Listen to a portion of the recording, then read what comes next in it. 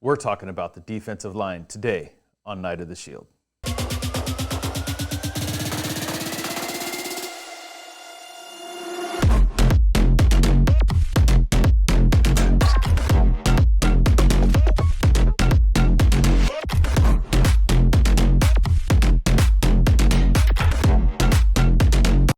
Welcome back, everybody, to another edition of Night of the Shield.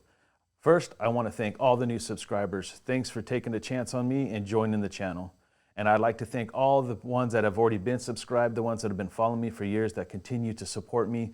Leave great comments in the comment section. I appreciate you. If this is your first time here, please think about hitting that subscribe button and the notification bell so you can be updated every time I drop another video. And you know what time it is. It's time to smash that like button. Let's continue to pump up this algorithm and continue to get the channel back to life. All right, without further ado, let's talk about this defensive line. Now, this is something that I believe, personally, the Raiders had put the most focus in on. They went all in on this defensive front. Now, for years, we've been begging and begging for a pass rush. In fact, we've used it as an excuse for our secondary for just as many years. Like, this has been the number one excuse that I've personally given, you know, our secondary, is the fact that we can't generate a pass rush. Now, we had Khalil Mack. You know, he was a beast, but even he was not exactly what we expect him to be. Let's be honest. He didn't rack up the sacks consistently like we thought he would. But he was a difference maker on this defense, and he was a big part of why we did so well in 2016. The closest thing we've had to Max since has been Max Crosby. He's played great. He was hurt last year. Maybe that's why his production slowed down. Again, I'm not here to make a ton of excuses. All I know is one thing that this team has needed for a very long time is a pass rush. And I think that's what Gus Bradley came in here and said, first and foremost, I need to build me a defensive front. And that's what they did. They went out and got a slew of players to put across the front of this defense, some old, some new, and I really like the way that they attacked this defense. Now, if you look at most depth charts that are out there right now, they're basically stating that it should look like Cleveland Farrell, it should look like Jonathan Hankins. It should look like Quentin Jefferson, and then Yannick Ngakoue. And as I feel like that is probably the most logical front that you could put on this team right now. Like, I mean, like if the season was to start today, no preseason, no looks, no nothing, I believe that's the case. But this is where I believe the Raiders took it a step further, and they brought in a ton of competition. Now, I know that a couple of these pieces are questionable. Now, we did see David Irving late last year, and we saw what he is capable of, and that's one of the reasons why they brought him back.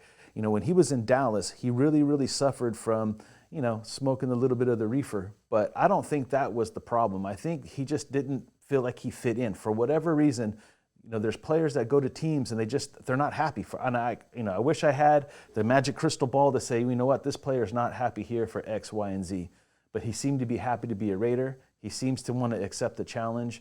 And the thing that the Raiders have done, if they have not guaranteed him a spot, if he sees the depth chart, he's going to see guys like Hankins and Jefferson in front of him, and hopefully that will motivate him as well. This guy, when you watch the tape, is off the charts. He's quick off the ball. You know, he's not strong on his feet. He slips a lot, but this guy can get to the quarterback. He could stop the run. He is very powerful. The other thing I like about David Irving, too, is he's versatile. And if you look about what our defensive line is becoming, our defensive line is becoming very versatile. David Irving can play the outside as well. You could put him on an in slot for him to rush the quarterback from time to time. I'm not necessarily saying that he's going to primarily play defensive end. It's just something that's in his repertoire. Now, Cleveland Farrell, the guy that does play defensive end, can play really well on the inside at times too. So again, you got versatility. We could really mix this line up in different situations and really get it to perform.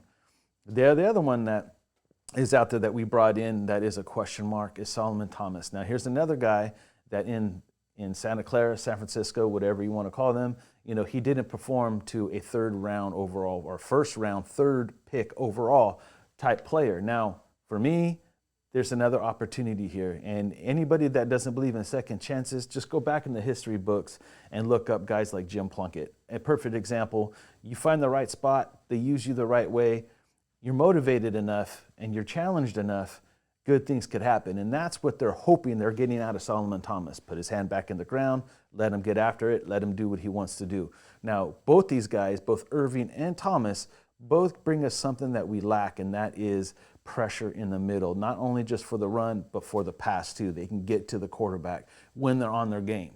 So the idea is for them to be on their game. Now, there's plenty of competition to motivate all of these players. All of these players will be motivated. Quentin Jefferson, Hankins, Thomas, and Irving, they're all going to be pushing each other. And let's be honest, there's going to be a rotation here, so they're all going to get playing time. Bradley likes to rotate his defensive line out and keep them fresh. He wants multiple layers on his defense, and that's what he's building. If you look at what we've built, especially across this defensive front, it's layered. Now, we still got players we haven't talked about. We got guys like Vickers. We brought in an undrafted free agent in Steele, which I know a lot of people like. I don't know enough about him to slam the table and start praising the cat right now, but I'm keeping an eye on him. And we also brought in a guy in Phylon. Now, here's another guy that comes with a good background and pedigree to rush the middle. So I don't know how many defensive linemen will end up keeping.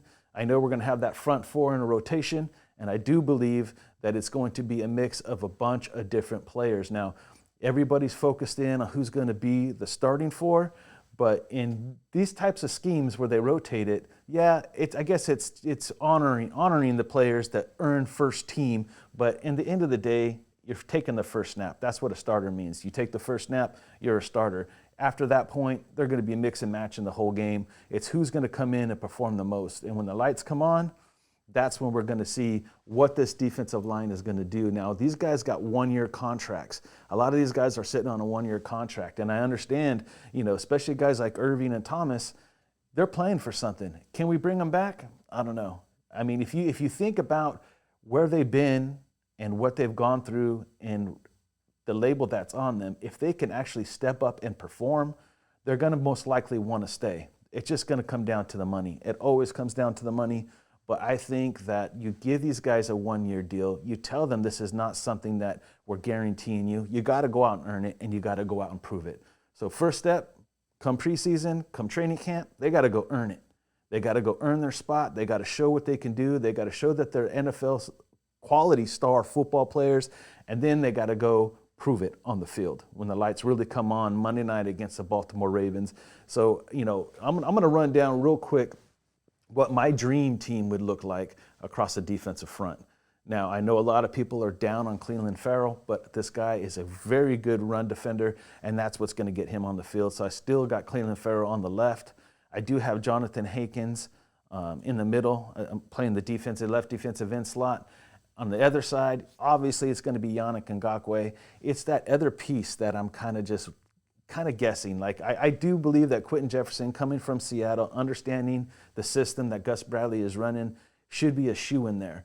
But I think that's where the competition is really going to be picked up. I think that's where David Irving has a chance to take that spot. I mean, I'm telling you, go watch this Dallas tape. This guy has all the tools. It's going to be a great battle between Quentin Jefferson and David Irving. Watch that in the preseason. That's what my focus is going to be on, and that's where I'm really undecided. I do think Hankins will be there. I do believe Farrell and Yannick will be there with a rotation with Max Crosby, and you'll be seeing them move slide inside. You'll see even David Irving pop out on the outside in certain passing situations. There's a lot for us to lick our chops at when it comes to this defensive line, and I do really, really feel for the first time in a very long time, our secondary has no more excuses. And we'll get into that on the next episode of Night of the Shield. Once again, I'd like to thank all you guys for showing up, hitting that subscribe button, smacking that notification bell, and smashing that like button. Continue to keep hitting that like button. Let's pump up this algorithm. Like I said, if you're the first time being here, think about hitting that subscribe button, that notification bell. Become part of the Night of the Shield team, man. We're trying to get this thing back going again.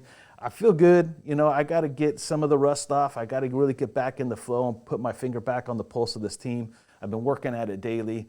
It feels good to be back. It really feels good to talk Raider football again. It's really an outlet for me. Big shout out to everybody out there that's creating content. There's so many of you. I'm not even going to try to name you all. You guys know who you are. I'm finding all of you. Please put down in the comment section below if you have a channel that maybe or maybe not I haven't checked out yet. I want to check it out if I haven't. So make sure if you make content, please let me know in the comments below that you have a channel. All right, and until next time, stay Raider strong.